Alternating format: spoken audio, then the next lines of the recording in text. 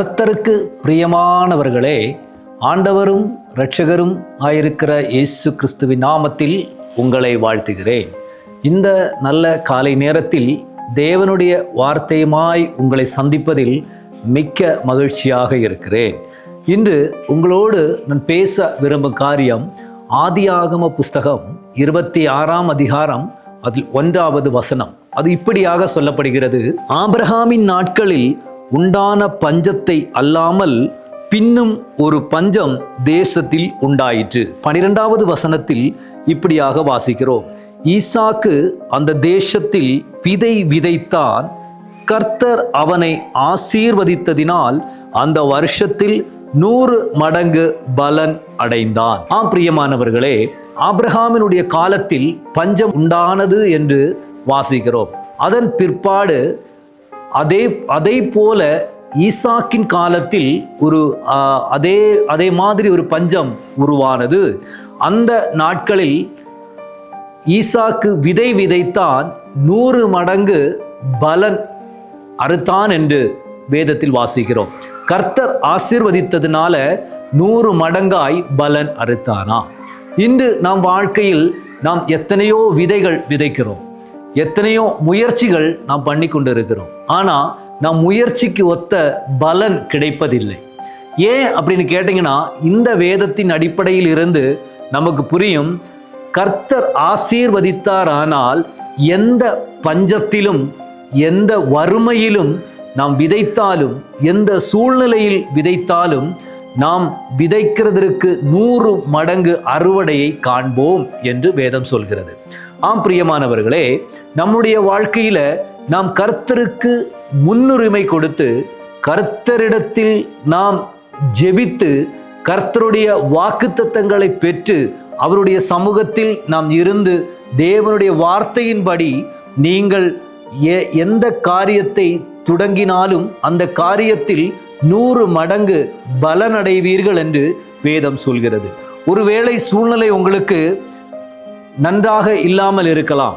ஒருவேளை எத்தனையோ பிரச்சனைகளை நீங்கள் சந்தித்திருக்கலாம். ஒருவேளை எனக்கு முடிந்த அளவு முயற்சி பண்ணியும் கிடைக்காமல் போன காரியமாய் இருக்கலாம். ஆனால் கர்த்தர் சொல்கிறார், பஞ்ச காலத்திலும் கர்த்தருடைய வார்த்தைக்கு கீழ்ப்படிந்தால் அது 100 மடங்கு பலனை காண்பாய் என்று. நாம் சூழ்நிலைகளை பார்த்து விதைத்திட்டும், சூழ்நிலைகளை அறிந்து நாம் காரியங்களை செய்துட்டும், நல்லா படித்து இருந்துட்டும் நமக்கு நல்ல வேலை கிடைக்க மாட்டேங்குது, நல்லா உழைச்சும் நமக்கு அதுக்கொத்த பலனை கிடைக்க மாட்டேங்குது. ஆனால் நமக்கு கீழே இருக்கிற நம்மளளவு படிப்பு இல்லாமல் இருக்கிறவங்க கூட நல்ல வேலைக்கு ஏறி போகிறாங்க.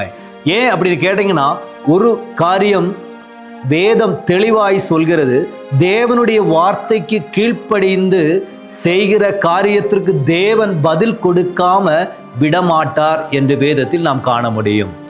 தேவனை தேடுகிறவர்கள் வெட்கப்பட்டு போக தேவன் அனுமதிக்க மாட்டார் என்று வேதம் சொல்கிறது.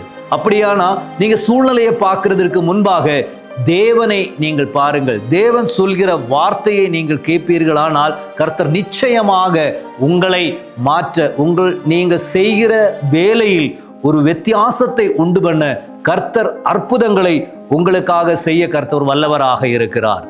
தேவனை நம்பி இருக்கிற, தேவனை சார்ந்து இருக்கிற நாம் வெட்கப்பட்டு போக தேவன் அனுமதிப்பதில்லை. காரணம், நாம் தேவனை சார்ந்திருக்கிறோம். மனிதனில் நான் நம்புவதை பார்க்கிலும், பிரபுக்கன்மாரில் நான் நம்புவதை பார்க்கிலும் தேவன் மீது பற்றுதலாய் இருப்பதே நலம் என்று வேதம் சொல்கிறது. அப்படியானா நாம் இந்த வார்த்தையின்படி நாம் காலத்தை பார்க்காம, நாட்களை பார்க்காம, தேவனுடைய சமூகத்தை பார்த்து, தேவனுடைய வார்த்தையை கேட்டு நம் வாழ்க்கையை தொடங்குவோமா? நம் குழந்தைகளுடைய வாழ்க்கை ஆகட்டும், நம் குழந்தைகளுடைய திருமண காரியங்கள் ஆகட்டும், நம்மளுடைய பிசினஸ் காரியங்கள் ஆகட்டும், நாம் ஏதாவது ஒரு பொருள் வாங்குகிற காரியம் ஆகட்டும், தேவனுக்கு முதலிடம் செலுத்தி நீங்கள் செய்வீர்களானால் அதில் 100 மடங்கு பலனை காண்பீர்கள் என்று வேதம் சொல்கிறது. நாம் ஜெபிப்போம். நம்மளுடைய தேவனுக்கு மாத்திரம் நாம் அர்ப்பணித்து வாழ கர்த்தர் நமக்கு கற்றுக் கொடுக்கும்படியாக நாம் தேவன் சமூகத்தில் நாம் ஜெபிக்கலாம். ஆண்டவரே, உமது பிள்ளைகளுக்காக நான் ஜெபிக்கிறேன் ஏசப்பா. ஆண்டவரே, இவர்கள் எந்த சூழ்நிலையில் இவர்கள் எந்த காரியத்தை தொடங்க இருக்கிறார்களோ அந்த காரியத்தில் கர்த்தருடைய கரம் கூட இருக்கும்படி, ஈசாக்கு தேவனுடைய சமூகத்தின் வார்த்தையை கேட்டு அவர் விதைத்ததினாலே அவர் 100 மடங்கு பலன் அடைந்தான் என்று வேதத்தை நாங்கள் வாசிக்கிறோம். ஆண்டவரை, அதன்படி உமது பிள்ளைகள் செய்ய இருக்கிற ஒரு காரியங்களிலும் 100 மடங்கு பலனை காண செய்வீராக. குடும்ப வாழ்க்கையில 100 மடங்கு பலன் காணட்டும். அவர்கள் விதைக்கிற விதையில் 100 மடங்கு பலன் காணட்டும். அவர்கள் செய்கிற வேலையில் 100 மடங்கு பலன் காணட்டும்.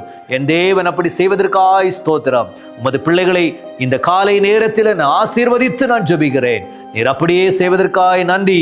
இயேசுவின் நாமத்தில் எங்கள் பிதாவே, ஆமென்.